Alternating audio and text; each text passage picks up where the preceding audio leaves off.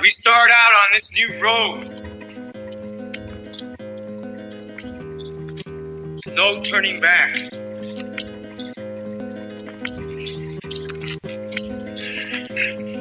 But we have our ancestors with us. We're gonna continue to dance with them. Dreaming them. Calling them. Being them.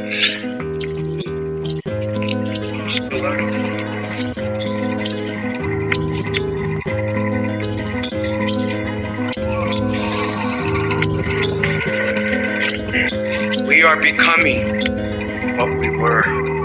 It is part of that Mayan prophecies. 7 triangles of light. Keep walking. You are the spirit of Unapu. Keep walking. We the human, we are doing the spirit of Unapu. People who say that the gods made them from corn. They planned their lives according to the heavens. Well-versed in astronomy, using a sophisticated mathematics, they calculated the movements of the night sky thousands of years into the past and thousands of years into the future. They knew that the universe moved in cycles. Their lives were ruled by the rhythms of the natural world. Planting and harvesting, birth and death, just as the great tree of life emerges from the earth. Always they're connected. Science and religion. In dreams, we learn from the Maya gods when to plant and when to harvest, when to set the fire, and when to do the corn ceremony.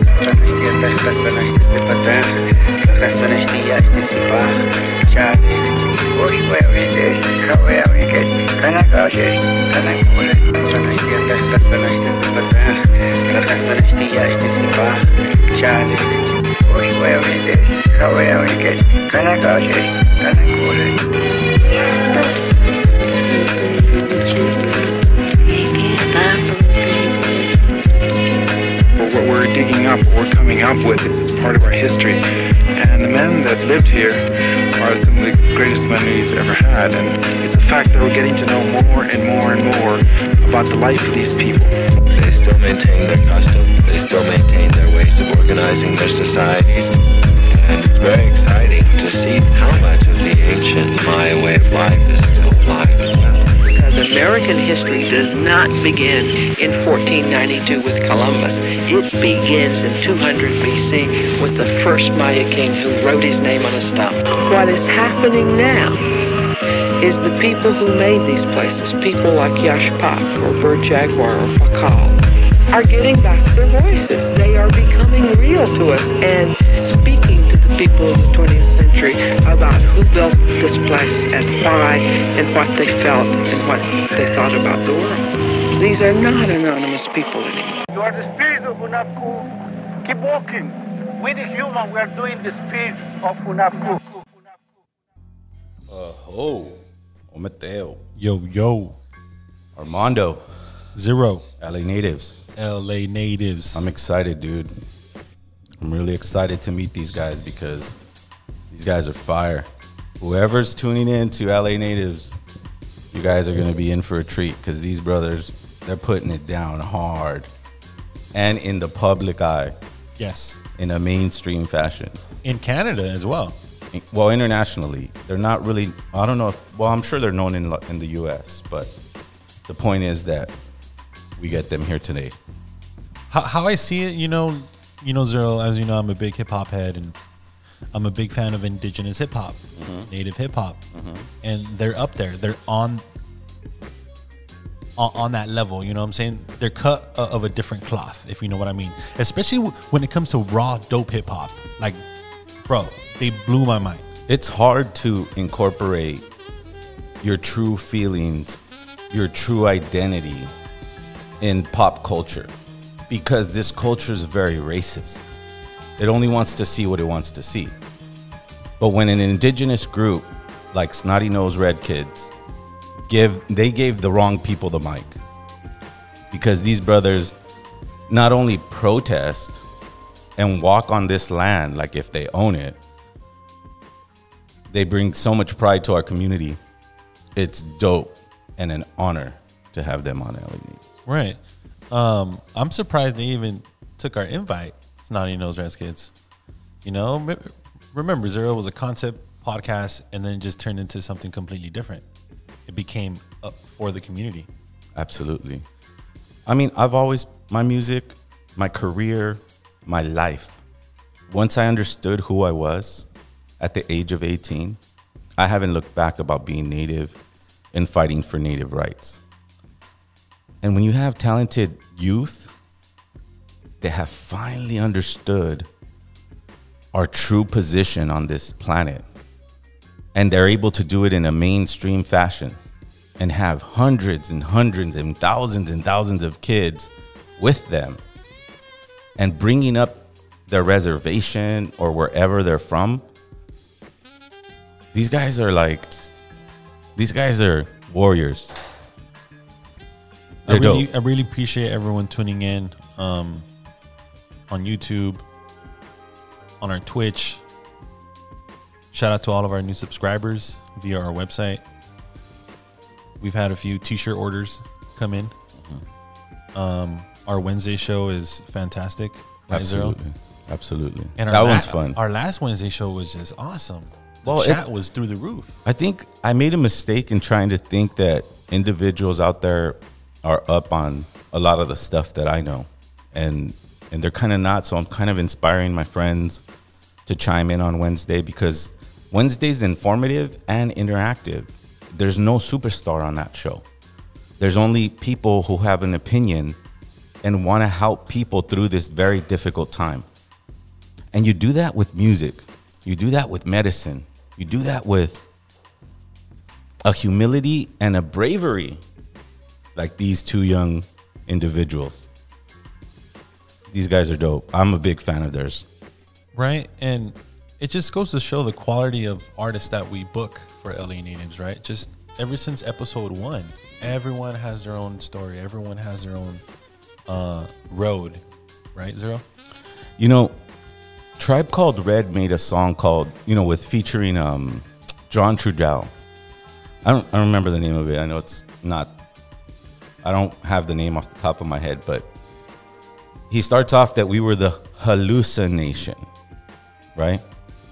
We were like apparitions that were there that white people could just shove aside and take whatever they want for 500 years, So when all that is in their music.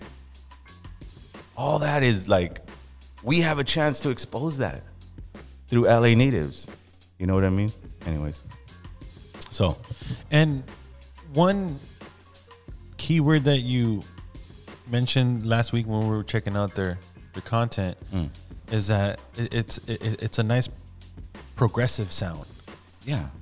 It's but not with raw hip hop, lyrics, substance, subject matter, everything. We had full blown conversations, right, Zero, last week? We've had several since we knew they were coming on, and the truth is that they put it all together, bro. They got their look, they got their music. Again, I want to pick into the brain of these individuals who really have, and all of our followers know that this podcast revolves around indigenous hip hop. Yeah, good ones, good indigenous. I don't want to say good, because there's developing artists, and then there's artists that you clearly know where they're coming from. They're clearly focused on their intention and their music, and so we get these type of artists on LA Natives, and we've been super lucky because you only did it once. You didn't have to hound anybody. They just kind of went, "I'm down." Yeah, you know what I mean? And that just shows our humility. So to reciprocate that love, we're going to invite them to a lot of stuff that you do down here, because you're a big heavyweight in the booking scene. So I'm excited for that too. Thank you, Zero. Thank you for that compliment. Hey, bro, when you work with Necro, when you work with Eptos, when you get to go, hey, I want to book the Roxy, let me figure out when I could do that. It's like, that's not easy to do. Yeah. That's hard to do. It takes years and years. And your talent is vetting talent. Like, who has it and who doesn't. You know what I mean? Like, who's worth the time to invest in? And I'm honored that you chose me for this podcast. to speak about indigenous rights and present the most talented indigenous artists. That to me is historical, and I want to thank you for that, brother. And by the way, you know, you're going to be performing at the International Indigenous Hip Hop Awards.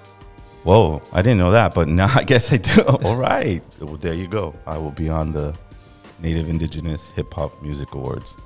Congratulations, Zero. Humbly. If I get to perform or... Those brothers, they've been treating us good, right? Like, you know, we reached out. Now we're, you know, doing some major cross promotion. Kudos to that team over there. Those guys are working with heart. And they're doing what everybody else did where, you know, nobody wants to come to us. Well, we're going to do it ourselves. Yes. So it's up to us as a community, as a family, to pay attention to what these brothers are doing. To make this circle a huge circle that's beyond controllable. You know what I mean? Like, they can't control the intention of a humble mission. And that's to reunite the families across borders that were imposed on us through colonial torture. Yes. And now we're free. And this is what I love about Snotty Noze Rez kids. When I listen to their music, I've never saw somebody so free. Like, I'm Native. Yeah, I was poor. Who cares? What? And what? And then be like a superstar. I'm a big fan of them now. Like, I didn't know about them till we booked them, like when you first told me that we booked them, but I haven't stopped listening to them. That's right. They're dope. And they're from Canada. Well, that's what hip hop is all about. Yeah. Underground hip hop, mainstream hip hop, whatever type of hip hop, you know, as an artist you're positioned in, if it's dope, if it's something that you could gravitate to, that's when you know you're dope. Well, I mean, Dreezus is the same way. Oh man, that Dreezus interview last week was amazing. Yeah. It's like back to back, bro. We got Dreezus, now we got Snotty Noze Rez kids. And let's go ahead and bring them in. Yo, my brothers. How you doing? Hey, we good, man. Chilling. Bros, man. I was gonna say, flip the D to a Z and you got Snotty Noze Rez kids. Right on. How you guys doing? I'm shocked that you're on this podcast, really, because you guys are so talented and so successful, and it's so inspiring. So I just want to say thank you for one. You know, that's like when you come into this humble home, it's very small, but it's a powerful home. We have a lot of connections down here, and as we grow this thing, to reach out to the forest of lands and go, hey, brother, I'm reaching out a hand to you right here. We're right here. We're humbly. This is your house, LA natives. Yeah. Welcome, Snotty Noze Rez kids. Oh yeah, bro. Yeah, thanks for having us and thanks for that introduction. That was bad, yeah. Well, it's true. Yeah. It's true. Come on, bro. It's fucking true. Your music is so free. Like, when I'm listening to those songs, like Bougie Natives, or I'm sorry, I don't know all the names, but I've been hooked on your music. Okay. But when I hear it, I feel like these guys could walk into the White House, kick their shoes on the sofa, light up a blunt, and say, where's my food? That's you guys. That's what I feel like your music is. And I'm right there with you, bro. I'm like in the back door following behind, because I love it, bro. You guys are popular. You guys are talented. And you guys have you guys are superstars, bro. That's all I got to say. And I'm not just joking, bro. I just love to share the truth, man. I'm a music fanatic. I've been playing music since I was 17 years old. You know, I played the Roxy Theater when I was 18 years old, and I sold it out my rock band. So when I get to see the next big thing and I get to talk to them, whoa, I'm blown, brother. You know what I mean? Yes, sir, man. So, again, thank you. Sorry, I actually just missed that because someone tried to call me. I'm on my phone here. Oh, so my bad, bro. It's all good. It's all good, brother. So just talk about your music, man. This is your platform. I was excited to introduce you guys because I've never met individuals this talented and so clear. You know what I mean, with their message. It's dope. Say less, bro. Hey, like the first thing that, like, when we started doing Snotty Noze Rez Kids is like, the Snotty Nose stands for like us being free and us being ourselves, us being able to like be raised in our community with freedom, and you guys are out in LA, but out here it's cold right now, so like with freedom, like it's like us like running around in like hoodies and like coming home like snotty noses and stuff, letting the world know we might be a little rough around the edges, but that's what makes us beautiful, and like with like the Rez Kids, like we had to put on for our people, our roots, and like we put on for like where we come from and our territories and our most importantly our reservations. And when we think about like native hip hop, like for us, like like a lot of like the old heads back in the day, it was always like like they talked about like the reservations being like like ghettos and hoods, and like it's like nothing but negative. And like when we were doing this, like there's so much positive to talk about. When you think about reservations, you think about community, you think about family, you think about the way that we were raised. And like just because like the settler colonial society, they forced us into like this way of living, and a lot of us like forced into poverty. We were given the worst of the worst when it came to land. We were stripped off our territories, we were put into treaties that they never respected. So when you think about Snotty Noze Rez Kids, we talk about positivity, and we talk about like all the great things that come from being raised on the res. And like that's one thing for us. Other thing, like when you think about our music and our sounds, we roll with the times. A lot of old heads, like back in the day, they're like, "Yo, I don't fuck with this shit. Like, I don't like this new sound. I don't like the autotune. I don't like it. I know that." But like, dude, like we're huge Kanye West fans. And hip hop is like for me, it's like it's like it's forever evolving. And if you don't evolve with it, you fall behind it.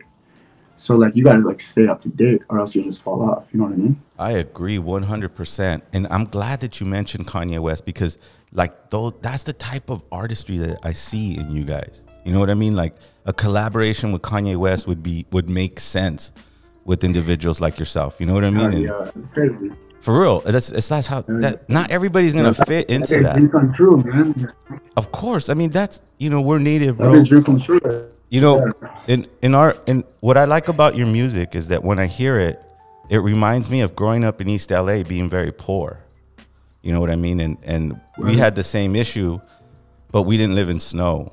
We just didn't have sweaters because we couldn't afford them, or we didn't have them, or someone kicked them down, and someone's making fun of you, and you're going to school with your brother's sweater who's like 3 times bigger than you, and we relate in that way. You know what I mean? I remember going to middle school in flip-flops because my mom couldn't afford shoes. And she's all, well, just put those flip-flops and go to school.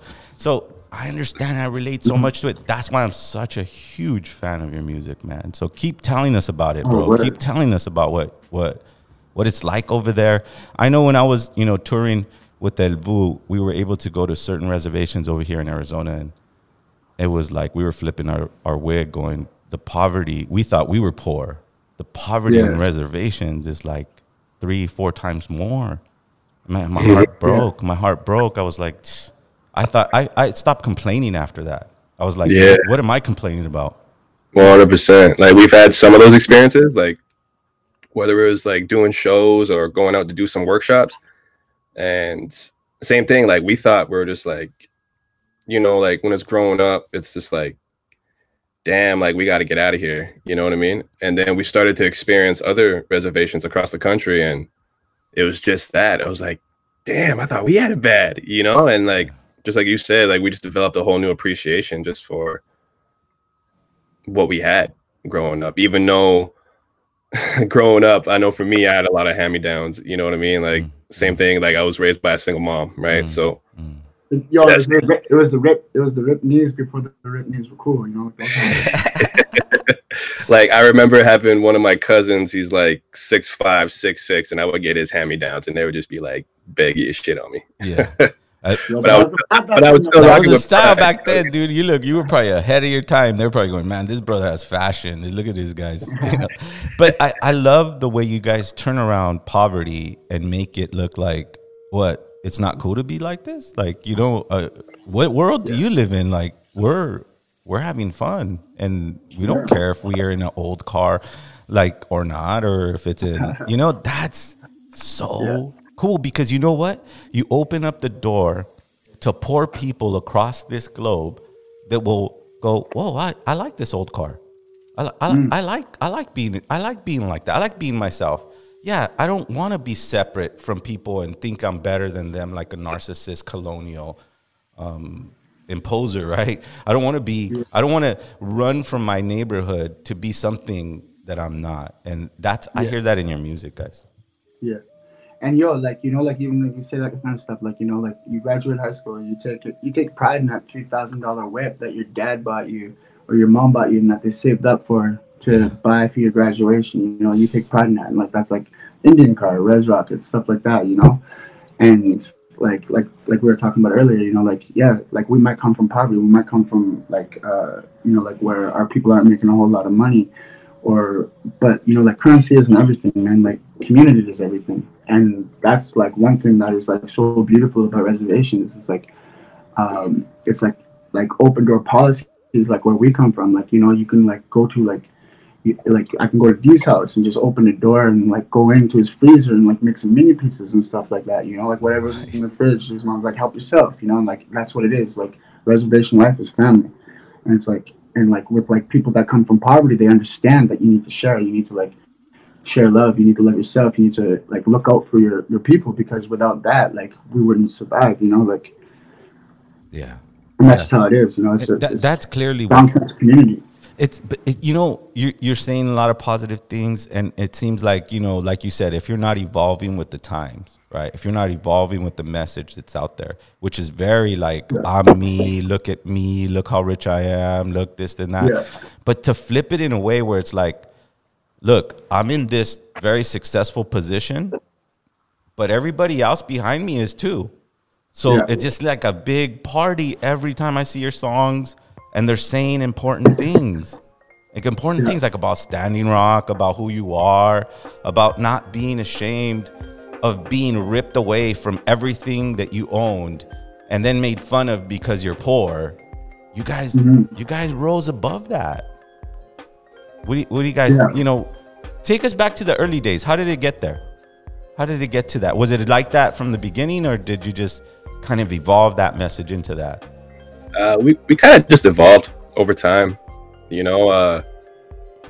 In the early days when we were like 11, 12, we were, all of our older cousins, they just bumped, you know, Tupac, Biggie, Snoop Dogg, Dre, all the West Coast stuff, you know, and you know, with Biggie too. So when we were growing up and when we started to fall in love with hip hop, we would watch the Up in Smoke tour all the time. Like, we had it on DVD. Nice. And like, we would like imitate some of the performances because that's how much like we loved it. You know what I mean? And at a very young age, we're just like, I want to do that. We want to do that. I fell in love with hip hop. Yeah, and God damn it, we're gonna do it someday. But as far as the writing goes, not very younger days, it was pretty random, just like kind of skill based, right? Developing the hip hop skills and stuff like bullshit, that. Really. Yeah.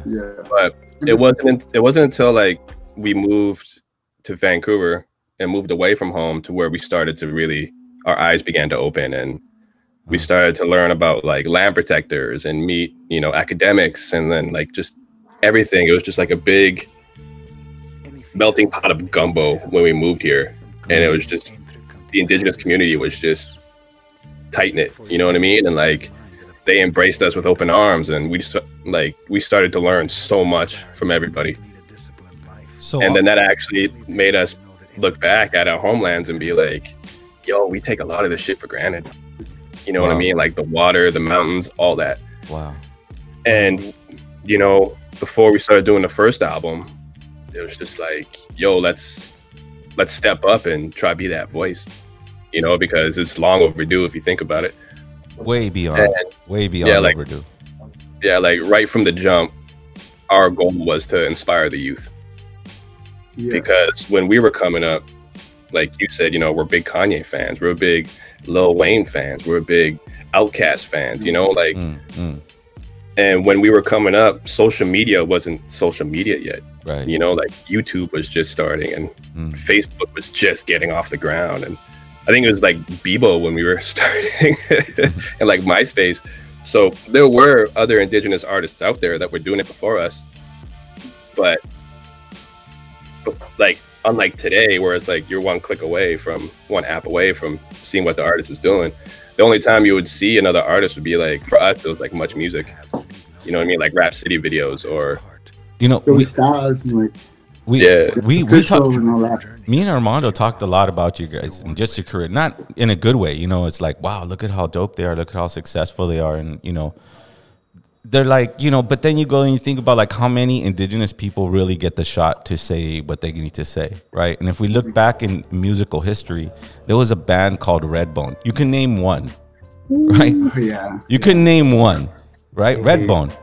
That's it. Where's the other one? Where's the other one? Where's the other? And this whole 500-year history of music. Maybe I mean, Buffy Saint-Marie. Yeah, you know Buffy Saint-Marie.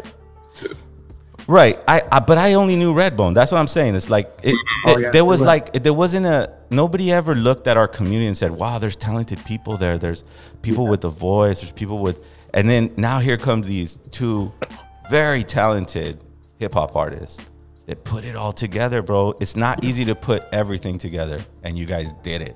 That's so inspiring. That's so inspiring, and I know you're gonna inspire the next generations to walk in the same path. Yeah. At the end of the day, that's the goal. You know what I mean? I have a question for you guys. Do any of you guys come out of like a battling background, man? Because I checked out a lot of you guys' underground shit, man, and man, blew me away, bro. Like Zero knows, I run a website called Underground Hip Hop Blog, so I'm like a big fucking underground head, right? And man, you guys could go bar for bar with like almost everyone that I know. Yeah, you know, I was actually digging deep, dude, and you guys have just amazing videos, bro. I know you guys have a big span of music, but when was it in your guys' career when you guys just started going like just full blown indigenous hip hop, native hip hop, you know, or was it just like right off the bat? And if you guys come from a battling background, go ahead. Yeah, we don't really come from like a battling background per se, because you know, like we're not like inner city kids. You know, like we come from like a reservation, 18 hours from like the nearest city. Like we live in Vancouver right now. Wow. And like where we're from, where it's like 18-hour drive, it's like 1,600 kilometers or something like that. I don't know what it is in miles over there, but you know, like, so like for us, it was all about like just representing for our people, because you know, like, you know, we knew like Jesus, we knew like Joey Styles, but it wasn't until like we seen them on like you said, like Rap City and all that, you know, like, or like Much Music, and we never knew there was like other native rappers out there that were doing it like what we wanted to do. And I think like one of our like inspirations like was Darren's older brother Daniel. He was always like, yo, do you guys, because we used to like rap about like party bullshit, smoke weed, like just do the stupid teenager shit, you know. And Daniel was like, no, dude, like you gotta make it like indigenous, you gotta make it about like living on the reds, you gotta make it about like us. Wow. And we're like, yeah, and then we're like, yeah, let's do it like that. And the thing is, you know, like we use this music and like just to like add to what Darren said earlier, and to add to like the question that you asked earlier. Like, you know, like we use this music as a healing tool for ourselves first and foremost, because it's our art, and like to like, you know, like we use it to get over things. Like, you know, like suicide in our community was an epidemic that was going on, you know, and like we had to talk about it, and we interviewed people that went through that kind of like a change in their life, like, you know, like they were going through depression and stuff like that, and like, you know, like I never felt depression until this year, like after this whole like pandemic thing happened. You know, I'm a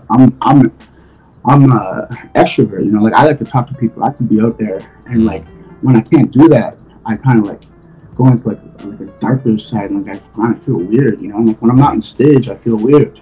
Wow. So like this year I kind of like felt that, and it kind of brought me back to the first album, and like, you know, like we use it for our own way of healing, but at the same time, like, you know, like it's for our indigenous youth to heal. It's so that we don't have these suicide epidemics going on across the country, across like Turtle Island, you know, like we're trying to heal as a people, and we're trying to heal our people at the same time. Wow, I'm so glad that you mentioned that, Because to me, on this podcast, that's what's important. People need to know that reservation children are taking their lives because they feel hopeless. Because we don't even know why. We don't know why a person would say or do that. It's such a traumatic decision.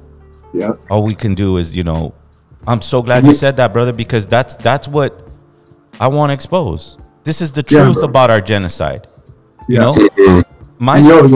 Just like New Year's Eve, like we lost a brother, like our DJ Cookham.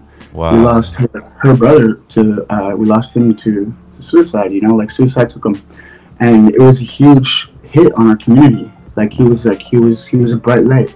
He was a beam light, and he inspired a lot of people. And and the way that I look at it sometimes, he was put here to inspire people, and it's so sad to see our people losing their lives to suicide. And we need to talk about it. We need to normalize going to counseling. We need to normalize talking about our traumas and how to heal from these traumas. We need to normalize talking about the pain that we're going through as an Indigenous people.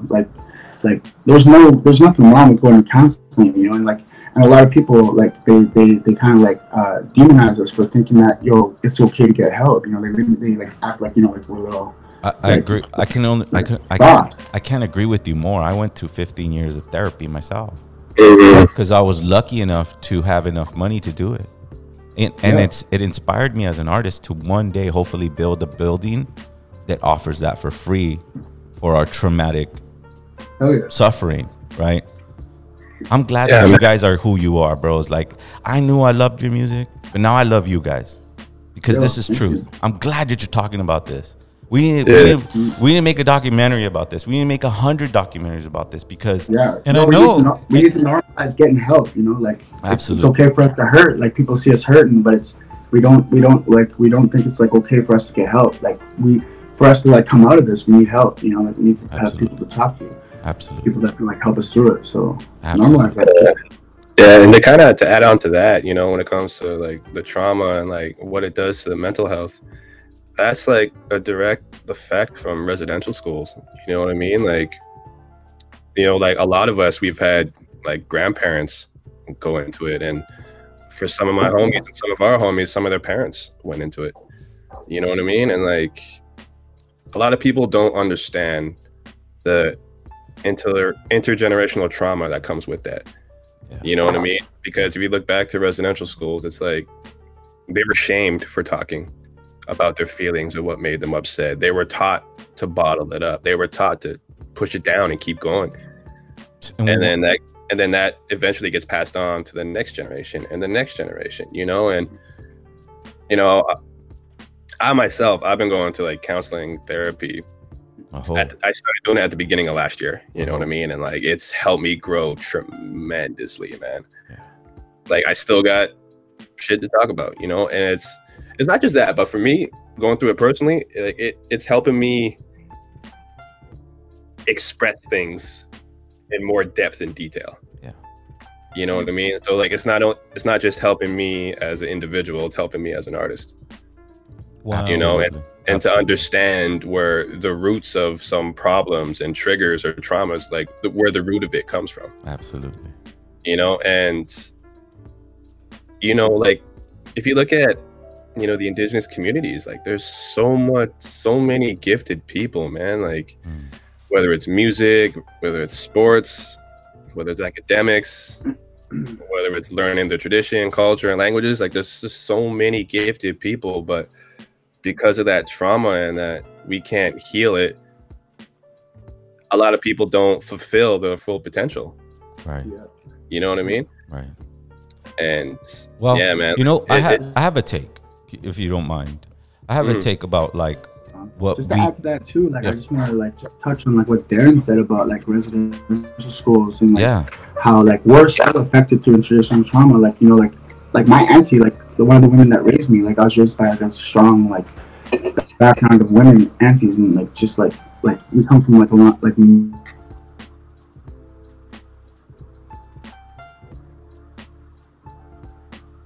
Oh, is he cutting out?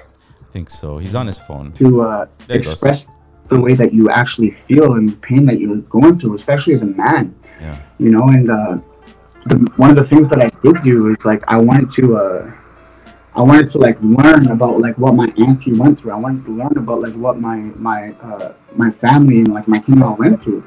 And so like what I did was like I set up these interviews with residential school survivors, and I wanted to know what their experience was there.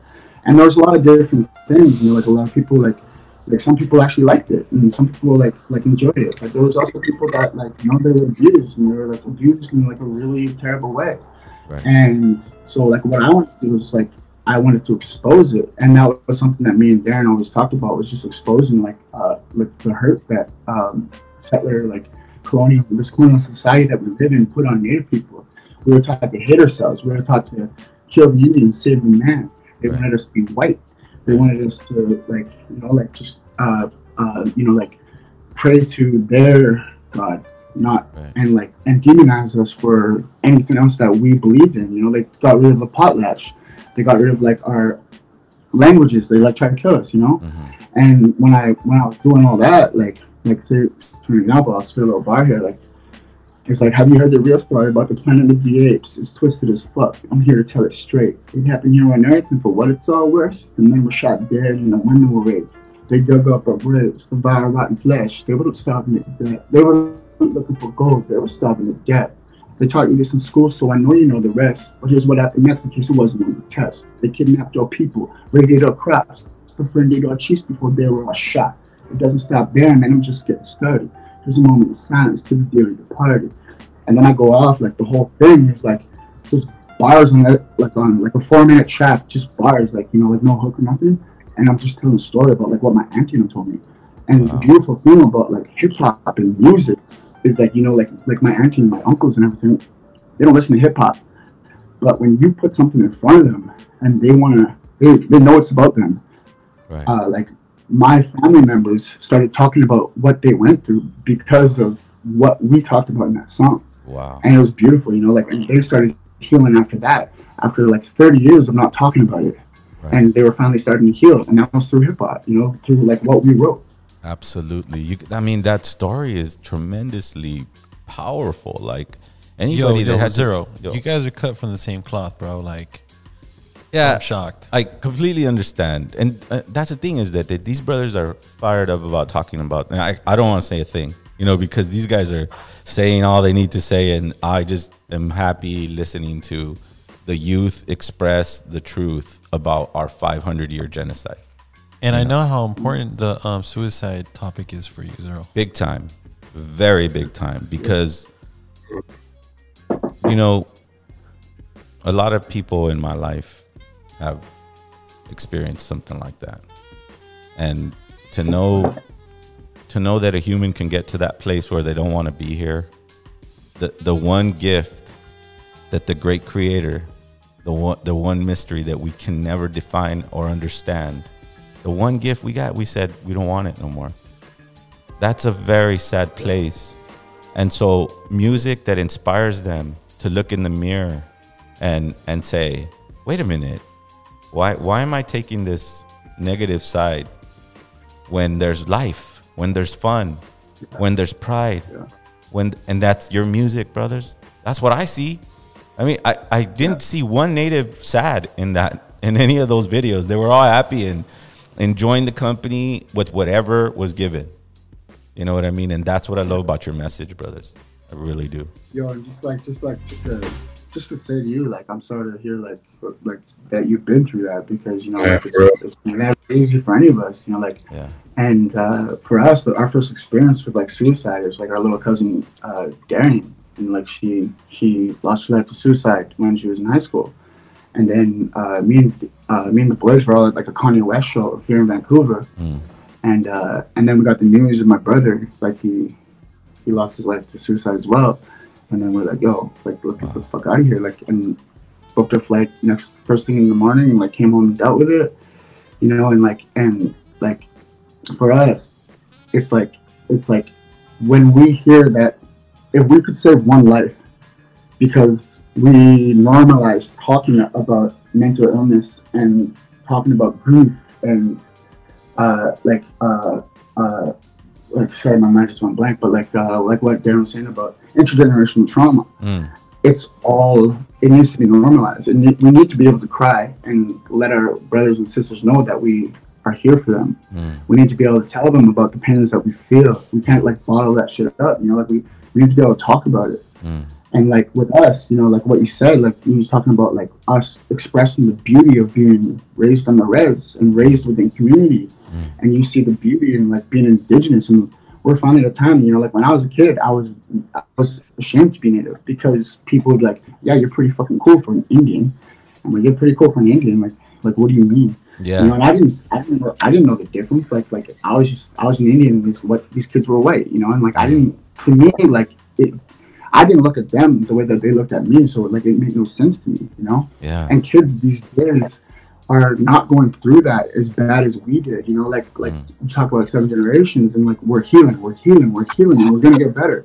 And one of our goals is like, you know, like the next generation come after us, we want to make them proud to be Indigenous, you know, like we want to represent for them and let them know that like we're here for them and we're here for you, to like let you know that you should be fucking proud of your brown skin and long black hair and whatever it is. Like, you know, even if you're a light skin or whatever, like be proud of that, you know, like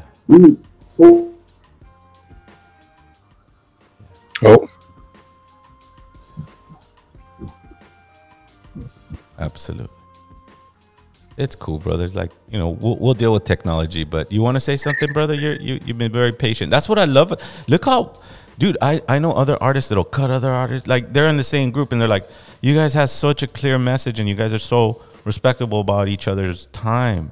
That's another thing that you have to point out as a, you know, an interviewer, is that, you know, now that I am an interviewer, I haven't done it very long, but, you know, do you have anything to add to that, brother? Yeah, man. It's just, you know, just to be able to start that conversation, because more often than not, it's uncomfortable. Yeah. You know what I mean? But in order to grow, uncomfortable conversations need to happen. Well, that's the point of what I try to bring out in LA Natives. My statement, my mission statement starts with surviving 500 years of genocide. That's the first sentence in what we do here.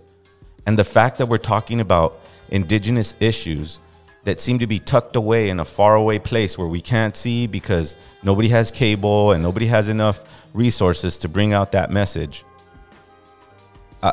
Being from Los Angeles, we can proliferate a message globally here.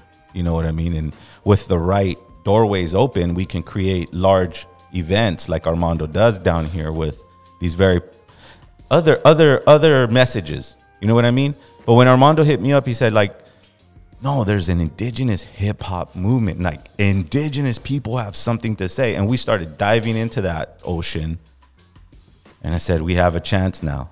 Right. And then brothers like yourselves who are so super famous, like, we're really shocked that you guys invite, you know, the invite was accepted, but here we are talking about issues that matter. And this is what I want to talk about. I love your career, brothers. I know you guys are going to be famous and you guys are going to rock that song with Kanye. But if I could talk to you about what you feel about the suicide epidemic that's happening in our reservations, the meth epidemic that's happening in our reservations, this is what we'll talk about. Because that's priority in my opinion. I hope it's okay. And about 100%. the whole genre of indigenous hip hop, that's what I like about it. It's because it's very progressive, conscious. It's of substance for, you know, how I always say it, Zero, right? Like it's one thing about being a hip hop artist and being, you know, popular, right? Talking about just the generic bullshit that's out there. But then when you take it up the next level and then you're talking about indigenous native issues in your music, it just, you're already cut of a different cloth. Yeah. Right. Yeah. And all those issues I think are vital for that genre. Yeah. Well, because when I listen to El Vuh, like you guys talk about all that all day. Right. Well, the difference in our message is that I know I'm indigenous, but I don't know my grandma. I don't know my grandpa. I don't know my original lands. That's how far my trauma comes, you know? So I started to figure out, wait a minute, something's off about this story. It wasn't grown men resisting their colonialism. It was their theft of babies and indoctrinating those children. That's what caused this negative loop in an indigenous mind, right? Because when they take you from your mother and your father and your grandfather, and they beat you into telling you that you're not who you are, but they didn't remember that the blood gets encoded with historical trauma, self-imposed trauma, Sundance, Vision Quest, Sweat Lodge, and that awakens warriors. And I think that's what these brothers are right here. So I have a question for you guys, just on the hip hop side. You guys' production and just fire, full blown timing and delivery, bro. Guys, you guys are amazing. Like who sources the production? You know, do you guys produce for yourselves? Do you guys work with like one or two solid producers, or is it a variety?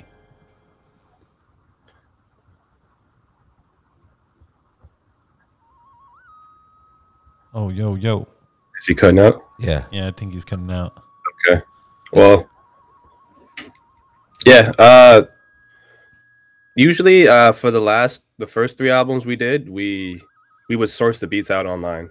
Okay. You know, and, for our last one, Trapline, we worked with a lot of producers that were from Atlanta.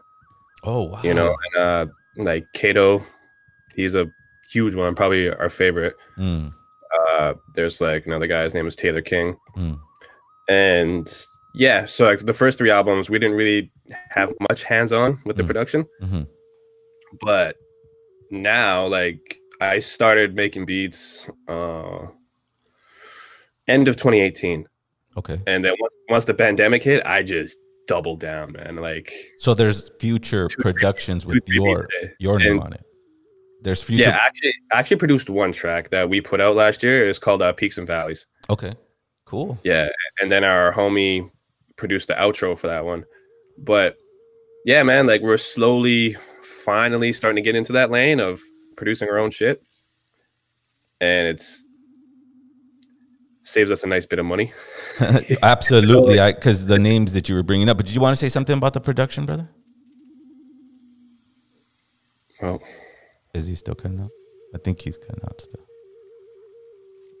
Well, the sound is there, brother. The sound is like you guys are picking the right beats because you're fitting right in with like heavyweight. You know what I mean? Like I could see you. Appreciate that. I could see that Kanye West thing because you know he's very opportunist, and you guys are native, and you know he'll make it happen. And if Rick Rubin would jump on the on the producing side of that thing, you're gonna have a golden. You're gonna have a golden hit. So that's what I wish for you guys. Rick Rubin, Kanye West, Snotty Noze Rez kids. I call it right now. If we could work with any legend, that would be a dream come true, man. You will. You guys are talented, brother. You guys did it all right. You guys, your heart was in the right place, and the Creator blessed you guys. And look at your platform. Look at your platform. So I want to ask you guys, how'd you guys meet? How do you guys know each other? Are you guys friends, family? And then give us a little bit of background on the name Snotty Noze Rez Kids. Well, homie said a little bit in the beginning, but yeah, give us your take. I want to hear what you say. Yeah, you know, me and Tribes, we're cousins. Oh, okay, actually. Cool. Right. Yeah, family. That's right. Grandparents. Yeah, family. And yeah, growing up, he was like best friends with my older brother. And more often than not, I was just like the little brother that tagged along everywhere. You know, so like we've known each other for like as long as I can remember. We played a lot of basketball together growing up. And like his dad was the coach. So whenever it came to like road trips, me and my brother would ride with Tribes and his brother and his dad, you know? So before music even started, we were already like, we were locked in. We already had a chemistry because of basketball. Right. Wow. So yeah. And then as we started doing music, it kind of just snowballed effect. But as far as the name Snotty Noze Rez Kids goes, you know, we just wanted a name that represented us without us having to explain to you who we are. You know what I mean? And yeah, it's just, bro. At first, I'm not gonna lie. When I heard that name, I was blown away. Yeah, it was such a fucking. It's hard to forget, man. Dude, it's not like even name. that. It No, just, honestly. I saw everything. I saw I saw a dirt street. I saw a kid in diapers walking on the street. Like I saw it all. I saw everything. Zero, for me, it's like, okay, they're rocking in LA. We need to go buy a ticket and check them out. Yeah. That's the type of vibe I got. Oh, these guys are superstars. Like an instant, I'm gonna line up at shit, the Roxy for these guys. For sure. A dope act is playing in LA. Snotty Noze Rez kids. I've never heard of him before. I want to go check him out. Yeah, guys, like that's. I'm a big hip hop head. I throw big concerts out here, and I know how powerful names are. And man, I can't wait to see Billboard #1 Snotty Noze Rez kids because it's gonna be such a middle finger to every capitalist, corporate, colonizer. Fake king, fake queen. It's gonna be. I can't wait till that day. I'm gonna take a picture, and I'm gonna be a proud native that day. So, how many times have you guys performed in LA? None, actually. What? If I'm being honest, I haven't been to LA yet. What? Okay, Zero. Yeah. There's a reason why I asked that question, right? Of course. Because I've been talking to you about this, right? I'm like, yo, I've never seen him on a flyer. Like, guys, I throw some of the biggest underground hip hop shows out here in LA. They need the Novo, bro. They need like the Novo. You know what I'm saying? Like, my last show, we just did 2 back-to-back shows with Griselda Records, with Westside Gunn, Benny the Butcher, and Conway the Machine. Yeah. Like, those are my shows. Not only do you book LA, but you book San Francisco. We did Rock Marciano. We did Czarface. We do Necro every year. We did Hieroglyphics not too long ago. Conejo. I mean, these guys are heavyweights. That's the type of head I am, like a deep underground hip hop head, and I've always been, ever since you guys were part of our conversations in the last month, I was just like, yo, I've never seen him rock in LA. I hope they haven't, because I would love to bring them out and plan or try to pick them up on like a tour route if you guys are ever planning on coming out here, because things will start opening back up, like I think early 2022 for the US. Yeah. When it comes to shows. Fingers crossed, man. You know what I'm saying? Dude, as soon as they open up, this is not a joke, bro. Like the Roxy Theater, the Whiskey, Regent, the Catch One. These are very hard venues to get into, and this brother holds the key to it because he's had proven events there, and you guys are definitely of the caliber to headline that space and show the natives of California. And I bet, man, you guys will be fully embraced for Los Angeles as well, man. Dude, I'm telling you, these guys were made for this. And I'm sure you guys know you guys have LA fans, right? I checked your guys' Spotify numbers. I know you guys have hella heads out here in the West Coast. Oh, actually, since we're talking about LA, back in, I think it was October, we were scheduled to do the fall or like the US tour, but because of the pandemic, we had to postpone it once again, right? Right.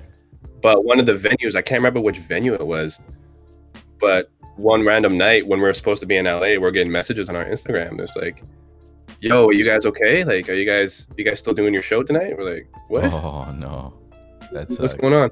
There's like a whole gang of us lining up, waiting to get into the venue so we could watch you guys perform. And we're just like, man, what is going on, bro? So like, we start messaging the venue and all that stuff right away.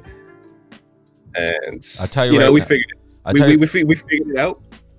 But because of that, we're moving to a bigger venue. Now I can't remember the name of the venue, but I was kind of like, I was choked to find that out, that there are people waiting out there and that they didn't know that it was postponed. So I'm kind of getting in like all negative mood. And then one of my friends was just like, dude, congrats. You got people lining up to see you in a fucking pandemic.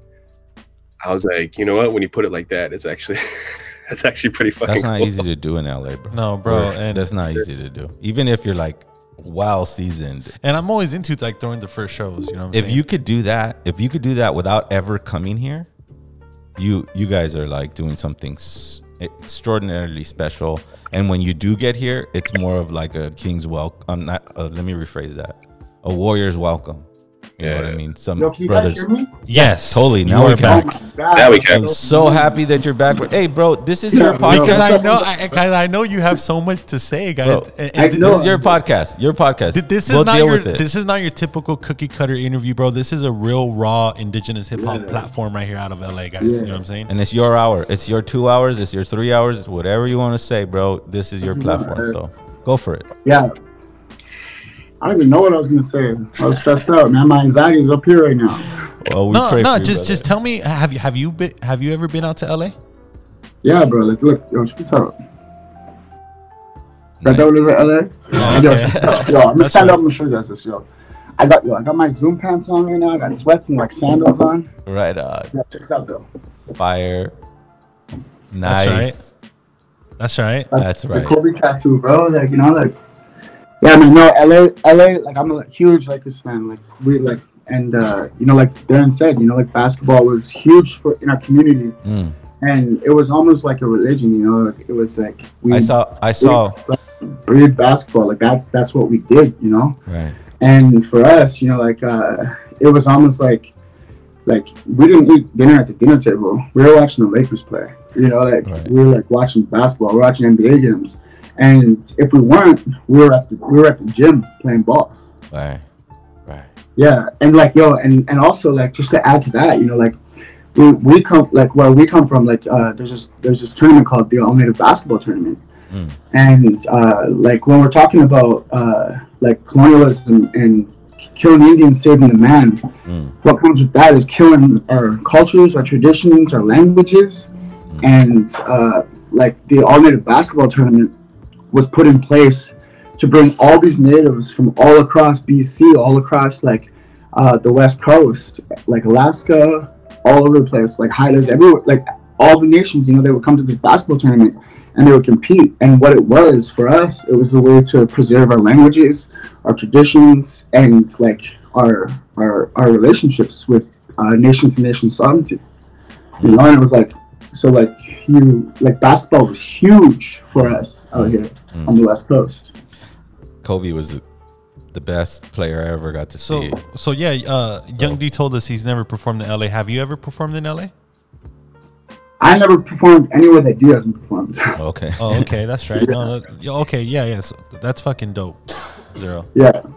Like, that's cool that you because you know, Zero, remember for months I've been trying to, you know, talk to you about, you know, eventually we want to scale this out to like throw a big ass show out here involving LA natives and involving all of our guests and you know, fly them out, put money in their pocket, sell tickets, and best believe all of our LA natives followers will go out to the shows. Absolutely. Oh hell yeah! I mean, when you know, that's what I want. Yeah, that's what I wanted to ask you guys too. Like, you know, like I think we had our tour obviously was booked.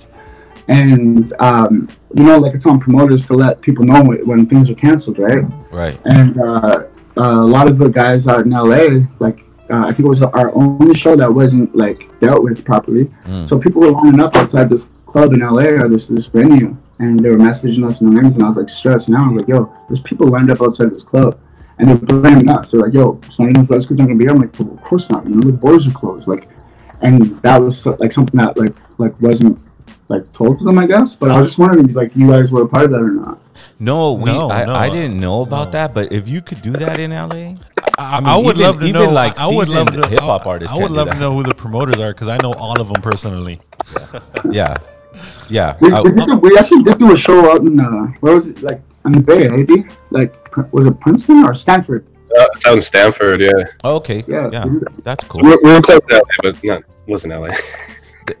Armando's a Armando's a right here. We have a fan right here. He says, "I'll fly out to LA from New York to see them perform." That's the kind of guys. We'll come out to New York, bro. You know what? You guys are starting to become like the Grateful Dead. I think it's just an experience, and if I want to see that show in Los Angeles and then take another flight and go see it in New York. That's the type of band you guys are because I've seen your live performances. I've watched your music videos. I play you on Spotify. I mean, people are lining up in LA because they didn't get told that you guys ain't gonna be there. I can't describe a superstar more better than that. So big ups to you guys. I love you guys, man. And keep doing your message, bro. And shout out to Brody too, the manager involved for linking us. You know, he's the man behind the scenes. Yeah, man. You know, and also like I'm just gonna talk to what you guys are saying about like our live sets and stuff like that. You know, like when we put together these. Actually, you know what? I'm gonna pull it back a bit to where I was cut off. Actually, right on. Go for it. Like, yeah, when we're talking about like, like we're talking about like Snotty Noze Rez kids and the name, and like how Darren was like, he was talking about like, like maybe he was a little hesitant about it at first. And like when we first started this conversation, I said like, like the Snotty Noze comes from us being able to live and learn. And the Rez Kids talks about like our sense of community and how important it was to us. And when we first started this group, like we were thinking of like, what are we gonna call our first album? And we're like, it was like Snotty Noze Rez Kids. I was like, hell yeah. And then like 2 years later, I was like, yo, bro, why don't we just call ourselves Snotty Noze Rez Kids? Like represents us perfectly, you know? And then people were like, no, like no one wanted to touch us. Like managers, people that wanted to represent us, were like, no one's gonna want to put that on their festival bills. I was like, all right, then like if you want us to change the name, then maybe find another artist. You know what I mean? Like we're gonna be true to ourselves. Yeah. And this is like us, like challenge people and like we normalize like I have a tattoo area that says Savage. Like we're reclaiming these like words that were like meant to put us down. And yeah, and like if you listen to our second album, it's like all about reclaiming ourselves and reclaiming our power and letting the world know that, yo, you guys try to tear us down. You guys do colonialism. You guys colonized us. You guys wanted to pretty much like wipe us out. Absolutely. You didn't even want us here. Like the only reason you didn't is because it's insane to, like try and kill us off. So we let people know like we're still here and we're proud of who we are and where we come from. You know what I mean? And that's very clear. It's very clear in your music videos, in your lyricism, in your attitude. I just love it, man. And I love the whole story behind the name and the influence and the background. I thought the name was brilliant. I thought the name was like something like, Gnarls Barkley or something on that level where it was like, who is Snotty Noze Rez? I gotta see who that is. I gotta at least go to YouTube and see what this is, because I saw the reservation when I read that.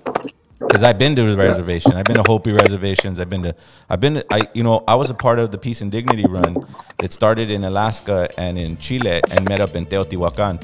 So they actually physically ran the continent, piggyback. But we were able to, sweat on certain reservations and go to certain Sundance grounds and stuff like that.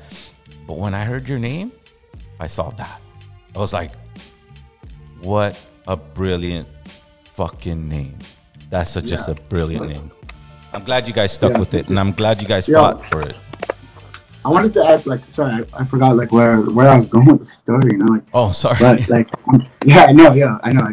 I was just ranting, But when we talk about we're putting our albums together and putting concept pieces together, we're for us, it's our art, It's like putting a book together. It's like we're an author and we're telling the story the way it was meant to be told, through our own contexts and through stories that were passed down to us, through lived experiences from our elders and our aunties and our uncles and our parents and our cousins. And we can only we're two Heisler men, and we can only speak from our own context, but we can speak for a bigger, we can speak for a body of people. And when you're talking about what our people have been through, people have been leading this revolution for how long, and you got land defenders, you got people that are standing up for our rights, and and we're just a small little working piece to this massive machine. And I take pride in being the voice for these people. If that's what I have to be, I'll do it. We'll do it. And it might not be a lot of times it might not be our story, but it will be one of our relative stories, or someone that has spoken to us and like let us know like that it's okay for us to tell their story. You know what I mean? So like that's kind of like what I take pride in, like when it comes to like us writing music and stuff. Is like we're speaking for our people, we're speaking for our ancestors, we're speaking for the 10 generations down the line. Wow. And we're gonna like step up to the plate and do it properly. And you are definitely, and embrace that, right? Yeah, definitely. I mean, I haven't rooted for anybody more than these guys because they deserve it. You know, they deserve it, and our story needs to be told on any. I mean, whether you're from Arizona, Los Angeles, Sacramento, you know, where you guys are from. I mean, it's time, and you guys are like a huge obsidian arrow going straight into the heart of colonialism and putting it in their face, you know, and saying what, right? Yeah, but and like you know, like you talked about Tribe Called Red, you talked about John Dragell in that song, and I think the song that you're thinking about, it was called The Hallucination. Yes, and it was, you're right, it was the intro to their album, and you know, like me and Darren coming up in like this indigenous scene. Like Tribe Called Red were huge influences on us. Nice. And we took a lot of pride in like in our music and our craft. But like when you think about putting together an album, you're putting together a piece of art. And like when you're putting together a set list, it's the same damn thing. You know, like so when we're putting albums together, like we want to bring the people out and we want to let them know like, yo, it's okay to let loose. It's okay to party. You're safe here. Like, this is your people. This is for you. This is for tonight. This is for you to be happy.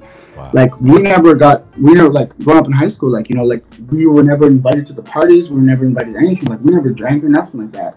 And, like, because we weren't invited. We, like, these spaces weren't for us. So, like, a lot like Tribe Called Red, we want to, like, make a safe space and, like, let Native people come out and celebrate themselves in like a club setting and a party setting. So like when we put our set list together, a lot like we put our albums, we build it for the set list, and it's for the experience, you know. And like when you come to a Snotty Noze Rez Kid show, you better be ready to get sweaty.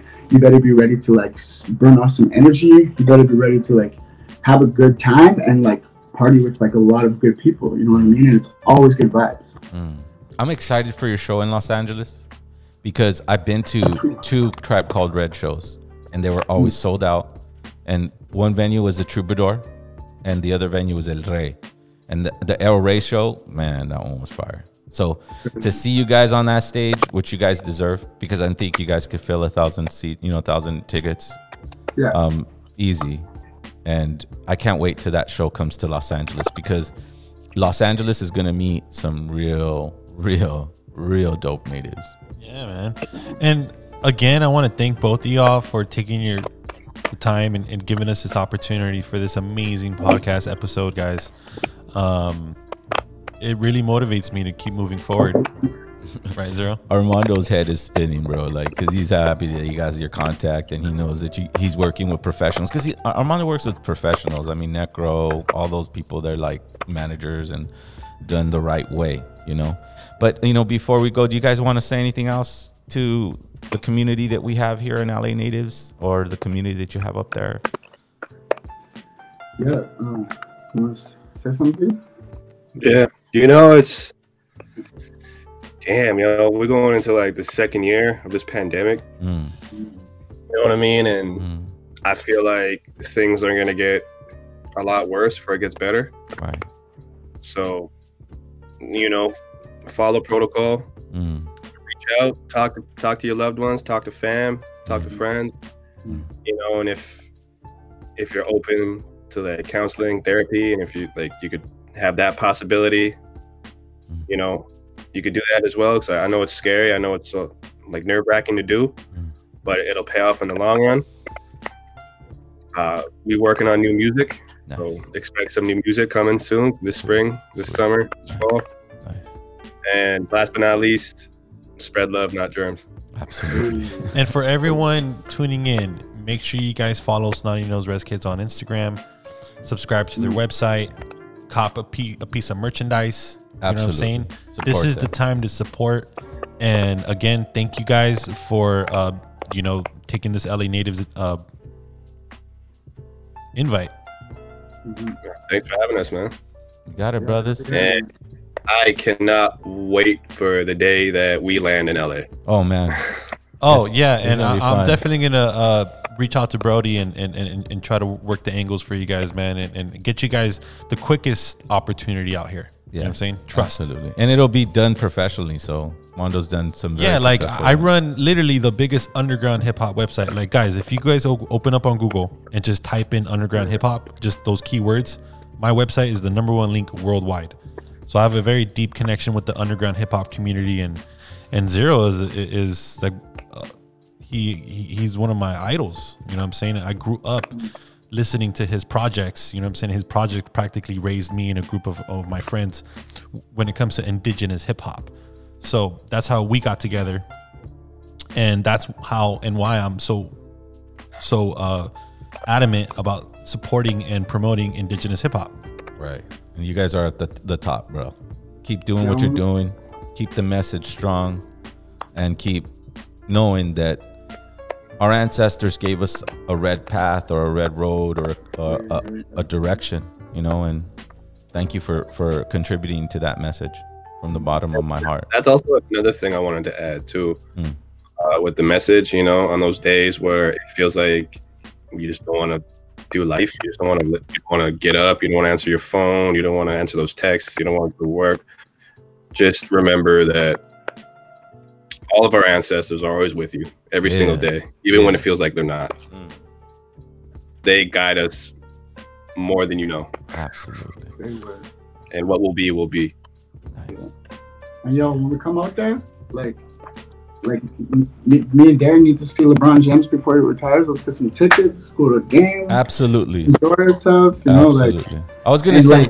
And for everyone that's out there making music, like one thing, like I said, like what Fresh West said, like don't make music, don't make songs, make history. Yeah. And that's like one thing that we try and do. When you're doing it, making history. Definitely. Bro, Zero, I already know, man.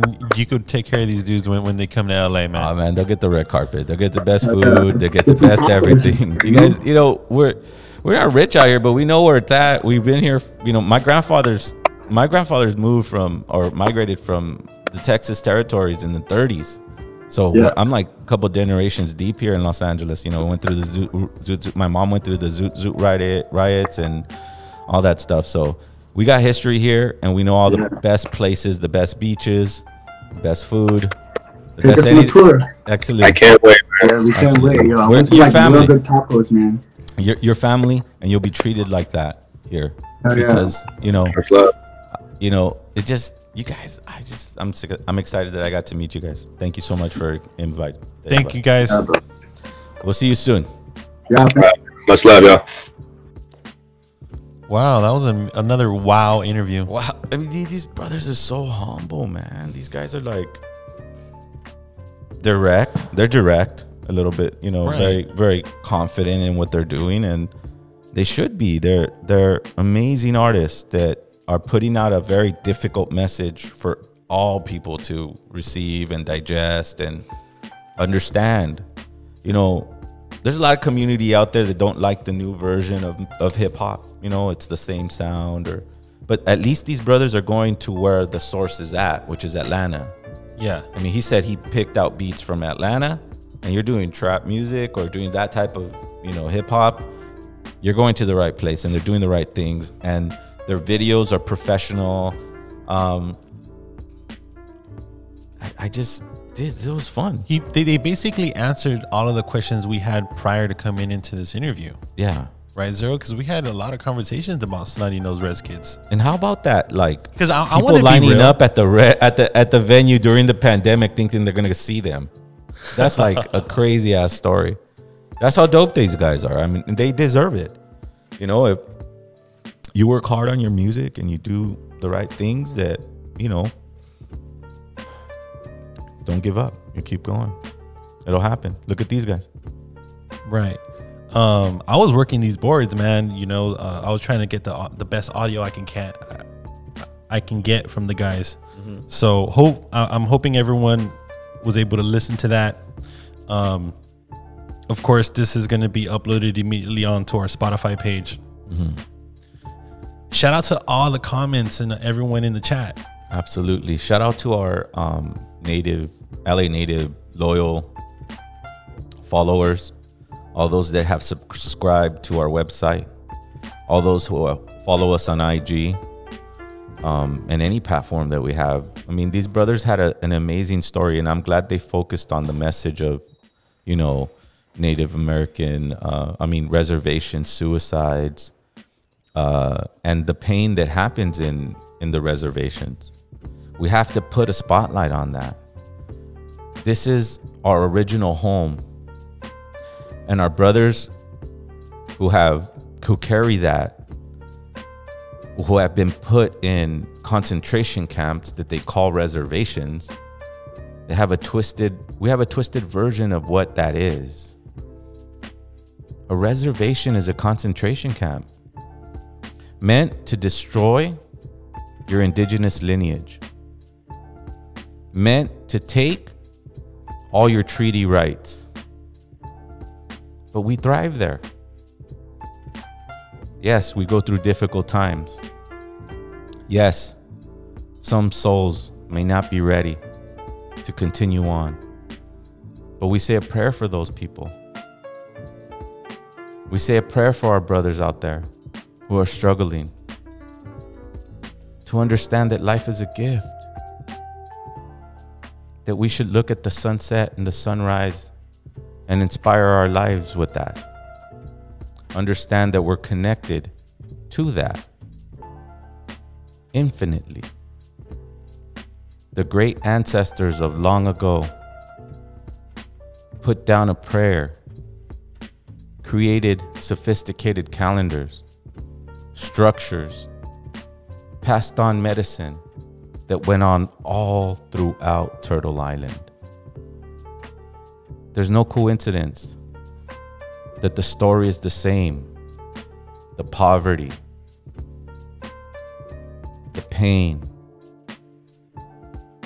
We've struggled a lot these 500 years. And it's time to heal. We have already healed. If you take pride in being a native, you're in the healing process. The rest is just the road. Be a warrior of heart. Be a proud native. Connect with all that is and all that will be. Infinitely. LA natives. We'll see you Wednesday. Taso Kamatli, Ometeo, Tonansi, Tonatu.